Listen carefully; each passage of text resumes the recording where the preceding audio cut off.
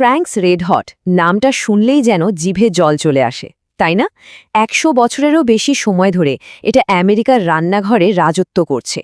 কিন্তু এটা শুধু একটা হট সস না, এটা আমেরিকার ১ নম্বর হট সস। চলুন আজ এর সাফল্যের পেছনের গল্পটা একটু কাছ থেকে দেখি। কিন্তু একবার ভেবে দেখুন তো, আজকের দিনে যেখানে বাজারে এত রকমের হট সস পাওয়া যায়, সেখানে একটা ব্র্যান্ড কিভাবে ১০০ বছরের বেশি সময় ধরে সবার সেরা হয়ে আছে? এর রহস্যটা ঠিক কোথায়? উত্তরটা কিন্তু লুকিয়ে আছে এ তৈরির প্রতিটি ধাপে। শুনলে অবাক হবেন, ফ্র্যাঙ্কস রেড হট প্রতি বছর প্রায় ৫০ মিলিয়ন পাউন্ড মরিচ ব্যবহার করে, মানে প্রায় ২.৫ কোটিরও বেশি। ভাবা যায় এত বিপুল পরিমাণ মরিচ দিয়ে কিভাবে তারা বছরের পর বছর ধরে একই রকম স্বাদের সস তৈরি করে। চলুন সেই যাত্রার শুরু থেকেই ঘুরে আসা যাক। যে কোনো ভালো রান্নার আসল রহস্যটা কোথায় বলুন তো? ঠিক ধরেছেন, তার উপকরণে। ফ্র্যাঙ্কস রেড হটের ক্ষেত্রেও এই গল্পের শুরুটা হয় একেবারে মাঠ থেকে, মানে একদম নিখুঁত মরিচটা খুঁজে বের করার মাধ্যমে। তো এরা যে মরিচটা ব্যবহার করে সেটার নাম কায়েন। এখন প্রশ্ন হলো, হাজার রকমের মরিচ থাকতে এটাই কেন? কারণ নিউ মেক্সিকোর শুষ্ক আবহাওয়ায় জন্মানো এই মরিচের ঝালটা খুব সহনীয়, মানে মুখে আগুন ধরিয়ে দেয় না। আর সবচেয়ে বড় কথা হলো, তারা তাদের নিজস্ব বীজ ব্যবহার করে।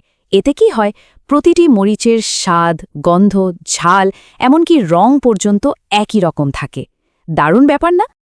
আর মরিচ তোলার ব্যাপারটা তো আরও ইন্টারেস্টিং। কোনো মেশিন দিয়ে নয়, বরং অভিজ্ঞ কর্মীরা হাতে করে একটা একটা মরিচ তোলেন। তারা প্রায় ৩ সপ্তাহ ধরে একই জমিতে বারবার ঘোরেন আর শুধুমাত্র টকটকে লাল পাকা মরিচগুলোই সংগ্রহ করেন। হ্যাঁ, এটা বেশ সময় সাপেক্ষ আর কঠিন কাজ, কিন্তু সেরা কোয়ালিটি পেতে হলে তো একটু খাটতেই হবে। বেশ, মাঠের কাজ তো হলো, এবার এই বাছাই করা সেরা মরিচগুলোকে নিয়ে যাওয়া হয় কারখানায়, আর এখানেই শুরু হয় মরিচগুলোর প্রথম রূপান্তর। আচ্ছা, পরের ধাপে যাওয়ার আগে একটা শব্দ আমাদের জেনে নিতে হবে, সেটা হলো পেপার ম্যাশ। এটা আর কিছুই না, মরিচের খোসা আর ভেতরের অংশ পিষে তৈরি করা একটা ঘন পেস্ট। বলতে পারেন এটাই হট সসের মূল ভিত্তি। তাহলে চলুন দেখি কারখানার ভেতর কি হচ্ছে। প্রথমে মরিচগুলোকে একটা ঘূর্ণায়মান ড্রামে ফেলে ঝকঝকে করে ধুয়ে নেওয়া হয়। তারপর কর্মীরা আবার সেগুলোকে ভালো করে দেখে কোনো কাঁচা মরিচ বা বোটা থাকলে বাদ দিয়ে দেন। এরপর একটা হাই স্পিড গ্রাইন্ডারে ফেলে বানানো হয় সেই পেপার ম্যাশ। আর ম্যাশটা তৈরি হওয়ার সাথে সাথেই তাতে লবণ মিশিয়ে দেওয়া হয়, যাতে ওটা ঠিকঠাক থাকে। এতক্ষণ যা কিছু বললাম সবই ঠিক আছে, কিন্তু ফ্র্যাঙ্কস রেড হটের আসল জাদুটা লুকিয়ে আছে অন্য কোথাও। তাদের গোপন অস্ত্র হল এইজিং বা পরিপক্ককরণ প্রক্রিয়া। এই ধাপটাই সসটাকে একটা অন্য মাত্রা দেয়। একটু টাইমলাইনটা খেয়াল করুন, এটা কিন্তু একদিন বা এক সপ্তাহের ব্যাপার না। এই পেপার ম্যাশকে ৭ থেকে ১২ মাস পর্যন্ত বড় বড় ট্যাঙ্কে রেখে দেওয়া হয়। ভাবুন একবার, এই লম্বা সময়ে মরিচের কাঁচা ভাবটা চলে যায়, অতিরিক্ত ঝাল কমে আসে, আর এর স্বাদটা হয়ে ওঠে আরও গভীর আর পরিণত। শেষ পর্যন্ত ব্যাপারটা কি দাঁড়ালো?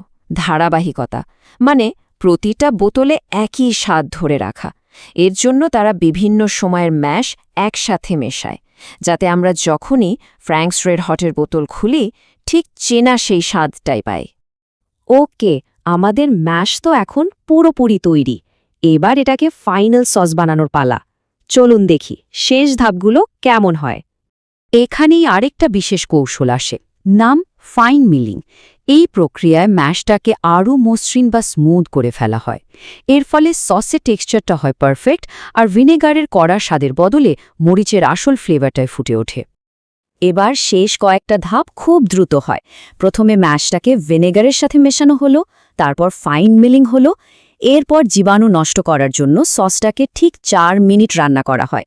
আর সবশেষে প্রতি ঘন্টায় স্লিক টেস্ট করে দেখা হয় যে সসের ঘনত্ব বা টেক্সচার একদম ঠিকঠাক আছে কিনা। বোতলে ভরার আগে আরও একটা দারুণ কাজ করা হয়, সসটাকে বড় ট্যাঙ্কের মধ্যে অনবরত ঘোরানো হয়।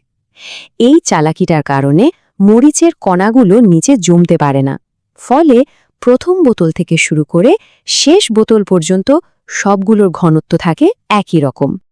আর এই সব কিছুর ফল কি? মিসৌরি স্প্রিংফিল্ড প্লান্টে প্রতিদিন তৈরি হয় প্রায় ১,৩০,০০০ গ্যালন সস। বিশাল ব্যাপার, তাই না?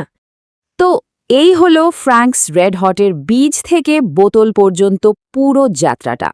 একটা সাধারণ দেখতে হট সসের বোতলের পেছনে যে এত বিজ্ঞান, এত পরিশ্রম আর এত ধৈর্য লুকিয়ে থাকতে পারে তা কে জানতো বলুন। এরপর যখন আমরা আমাদের চারপাশের সাধারণ জিনিসগুলো দেখব, হয়তো মনে প্রশ্ন জাগবে, এর পেছনের গল্পটাও কি এমন অসাধারণ?